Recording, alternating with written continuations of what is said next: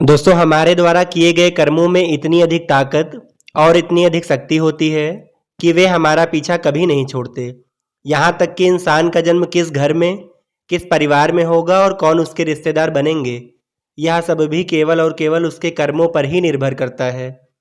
दूसरे जन्म के पश्चात उसे जो कुछ भी मिलता है, गरीब घर हो या फिर आलीशान बंगला हो, ये सारे रिश्ते नाते जैसे कि माता पिता, भाई बहन, पति पत्नी और बहू बेटी, ये सब हमारे पिछले जन्मों के कर्मों के आधार पर ही मिलते हैं। जिन लोगों से इस जन्म में हमारा रिश्ता जुड़ता है, ये वही लोग हैं जिनसे हमारा कभी ना कभी किसी न किसी जन्म में कोई ना कोई रिश्ता जरूर था, कोई हिसाब किताब था जिसे पूरा करने के लिए इस जन्म में फिर से वे हमारे रिश्तेदार बन के आते हैं। साथियों, कर्मों के इसी खेल को समझने के लिए आइए सुनते हैं एक सुंदर सी कहानी।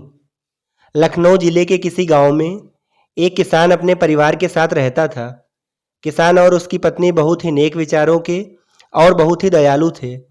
वे सदा ज़रूरतमंद लोगों की मदद करते थे, गरीबों को दान देते थे और ईश्वर की भक्ति करते थे। किसान की एक पुत्री थी जो दोनों पांव से अपाहिज थी। किसान और उसकी पत्नी दोनों ही अपनी पुत्री को देखकर बहुत दुखी होते थे। उन्होंने कई डॉक्टर, वैद्य और हकीम से इलाज भी कराया, परंतु कोई खास फायदा नहीं हुआ।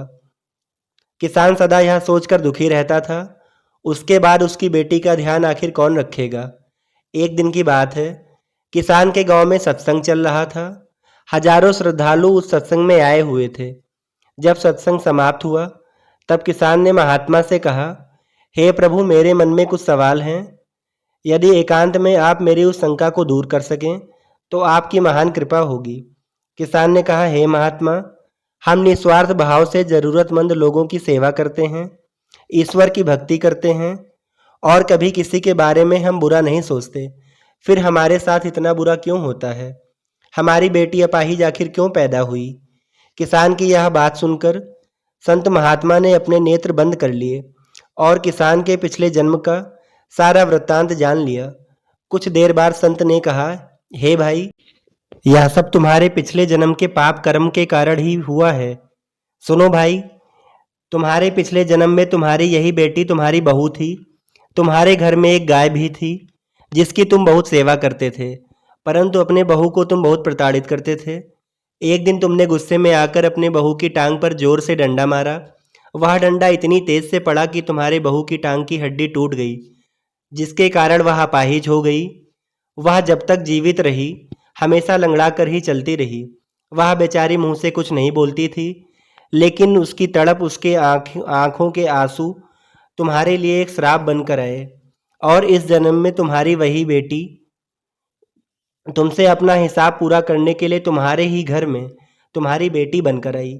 पिछले जन्म में वह लंगड़ी होकर तड़पती रही और अब इस जन्म में तुम उसे अपाहिज देख कर तड़प रहे हो। पिछले जन्म में तुम उसे रुलाते थे और इस जन्म में तुम उसे देखकर रोते हो। यह सब तुम्हारे अपने पाप कर्मों का ही फल है। इसमें ईश्वर का कोई भी दोष नहीं है। हे किसान, तुमने पिछले जन्म में गाय की सेवा की थी, तो इसलिए इस जन्म में तुम्हें निर्मल बुद्धि और ईश्वर की सच्ची भक्ति प्राप्त हुई है। यह सब तुम्हारे अपने ही कर्मों का लेखा जोखा है। संत की यह बात सुनकर किसान फूट फूट कर रोने लगा।